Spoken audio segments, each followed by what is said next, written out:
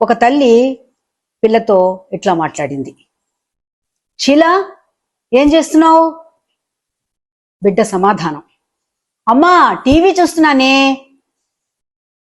చూసారా, స్థాయి పెంచితే బిడ్డ కూడా స్థాయిని పెంచింది. పిల్లలతో ఇలాగే మాట్లాడాలా? కాదండి, మెల్లిగా మాట్లాడాలి. మెల్లిగా మాట్లాడితే ఏమవుతుంది? మన మాటలు వినాలని దృష్టిని మనకేసి సారించి ఏం చెబుతుందో అని రెక్కించి వినే అవకాశాన్ని మనం కలగజేస్తాం. అంటే యాక్టివ్ లిజనింగ్కి బాట వేసిన వాళ్ళం అవుతాం. పిల్లలతో మెల్లిగానే ఎందుకు మాట్లాడాలి అంటే, మనం మెల్లిగా అనునయంగా మాట్లాడుతున్నప్పుడు ఇంట్లో నాయిస్ పొల్యూషన్ ఉండదు. వోకల్ కార్డ్స్కి అందరి సభ్యులకి కూడా రెస్ట్ ఉంటుంది. శరీరం కూడా శ్రమ పడదండి.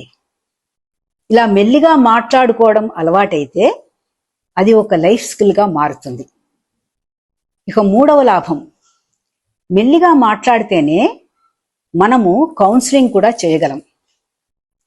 పిల్లలు చేసిన తప్పులు దిద్దాలి అంటే మనం అరుస్తూ కేకలేస్తూ చెప్పామనుకోండి, ఆల్రెడీ నొప్పిపడి ఉన్న మనస్సు ఇంకొంచెం నొప్పి పడుతుంది. కాబట్టి మెల్లిగా అసర్టివ్గా మనం మాట్లాడచ్చు. మరి మీరు అడగచ్చు నన్ను, మేడం ఇక ఎప్పుడు అరవకూడదా, గట్టిగా మాట్లాడకూడదా? తప్పకుండా మాట్లాడచ్చు. అది లాస్ట్ రిసార్ట్ అన్నమాట. దాన్ని ఎప్పుడో ఒకసారి బ్రహ్మోస్ లాగా వాడినప్పుడు భలే పసందైన రిజల్ట్స్ కూడా వస్తాయి. ప్రాక్టీస్ చేయండి మరి. బాయ్.